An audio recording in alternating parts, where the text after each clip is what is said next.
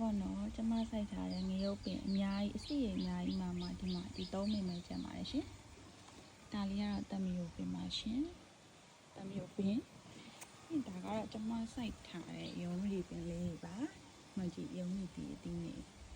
7တောင်းလောက်ခိုးစားပြီးသွားတယ်ခိုးတော့တယ်ဒီမှာ3နောက်ကျန်မယ်ပေါ့နော်ပြီးရင်ဒီမှာရှားနဲ့နံပင်အမျိုးသားအမေပေါ့နော်အမေစိုက်ထားတဲ့ရှားနဲ့နံပင်လေးပါရှင်ဒါကလည်းမသိဘူးဒီမှာဒါကတော့ guide set ပြီးတော့စိုက်ထားတဲ့6ပင်ပါပေါ့နော်6ပင်ပါရှင်အမခရမ်းကတော့ပင်ဒီမှာကရှမောင်ပင်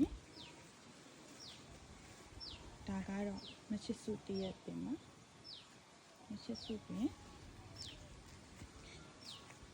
ပြီးရင်ဒီမှာငရုတ်ပင်ပါအမေစိုက်ထားတဲ့ငရုတ်ပင်ပါငရုတ်တီးလေးပါပြီဒီမှာကြည့်ပါအများကြီးပါပဲရှင်ဒီဘက်ကတော့အခုမှစပြီးခုမှပါ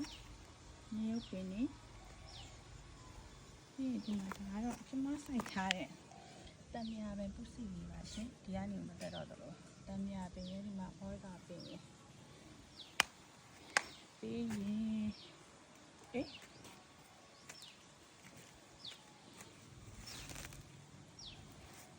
ဒါကတော့စိန်တလုံးပင်ပါစိန်တလုံးတရက်ပင်ပါရှင်ပြီးတော့ဒီမှာအမေစိုက်ထားတဲ့ရုံးလီပင်လေးပေါ့နော်ရုံးလီပင်လေးပါဒီမှာတေးလေးပေါင်းနေပါရှင်ဒီမှာရုပ်ဒီဘက်တည်းလည်းပေါင်းနေပါရှင်ဒီဘက်ကတော့မပေါက်သေးဘူးပေါ့နော်စိုက်ထားမှကြာလို့ဆိုဒါလည်းခုမှအမေစိုက်ထားမှရှိသေးပြီးရင်ဒီမှာနေရာပြီးမှသူကတော့ကပ်ပြီးပေါင်ရဲ့ကျင်းငါပင်ပေါ့နော်ကျင်းငါပြီးရှင်စားလို့တော့မနိုင်တော့လို့ပို့ပြီးတော့ရေခဲတက်တာတွေထဲတာအများကြီးပလုံစင်းနေဒါလေးတွေကတော့ကျမတို့ရှင်ဖက်ပင်လေးပါရှင်ပြီးရှိသေးတယ်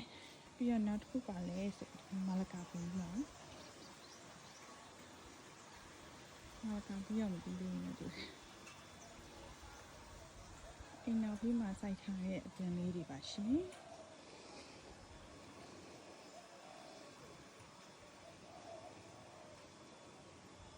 နည်းနည်းဆိုဒီပင်လေးကိုလာကြည့်ရအောင်မော်တကော